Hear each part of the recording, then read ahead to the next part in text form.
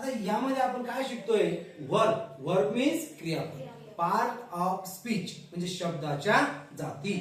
शब्दाच्या जाती. मग शब्दाची पहिली जात कोणती आहे? नाउन. कोणती आहे? नाउन. नंतर प्रोनाउन, नंतर ऍडजेक्टिव्ह, नंतर वर्ब. वर्ब वर्ब आपण पाहतोय. वर्ब म्हणजेच काय? क्रियापद. वर्ब म्हणजेच काय? क्रियापद. सांगा, वर्ब म्हणजेच काय? क्रियापद. आता यामध्ये काय? यामध्ये पाहला आपण form of to be. Form of to be म्हणजेच काय? टू बी ची रूपे. टू बी ची रूपे.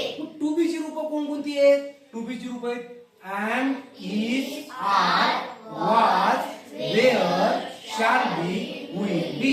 ही टू बी ची रूप आहे. कोणकोणती? म्हणा, am, is, are, was, were, shall be, will be. ही टू बी ची रूप आहे. कोणती रूप आहे ती? टू बी ची. आलं लक्षामध्ये? पण याच्यामध्ये सुद्धा काळानुसार ग्रुप पडलेले आहेत, लक्षात घ्या. म्हणजे यामध्ये पहा, इथं काय घेतलं आपण? Present form of to be. Present form of to be म्हणजेच वर्तमान काळातील रूप कोणकोणती आहेत? मग यातली जी पाहिली आपण, त्यातली एम, इज, आर ही वर्तमान काळातील रूप आहे.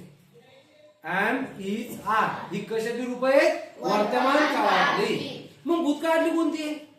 म्हणजे आपण काय लिहिलं इथं? Past form of to be. Past form of to be म्हणजे भूतकाळातील रूपे. मग भूतकाळातील रूप कोणती आहे? वाज, वेअर. भूतकाळातील रूप कोणती आहे? वाज, वेअर. लक्षामध्ये? मग मला सांगा, मग भविष्यकाळ फ्युचर फॉर्म म्हणजे future form of to be म्हणजे भविष्य काळातील रूपे. मग भविष्य काळातील रूप कोणती आहे? Shall be, will be. कोणती आहे? Shall be, will be. लक्षामध्ये? म्हणजे काय पाहिलं आपण? Form of to be. To be ची रूप. टू बी ची रूप. Am, is, are, was, were, shall be, will be. याच्यामध्ये पाहिलं आपण सर्वात पहिले वर्तमान काळी म्हणजे present form of to be. लक्षामध्ये? म्हणा, present form of to be. कोणती आहेत मग? Am, is, are. Past form of to be. कोणती? वाज, वेअर. आणि future form of to B.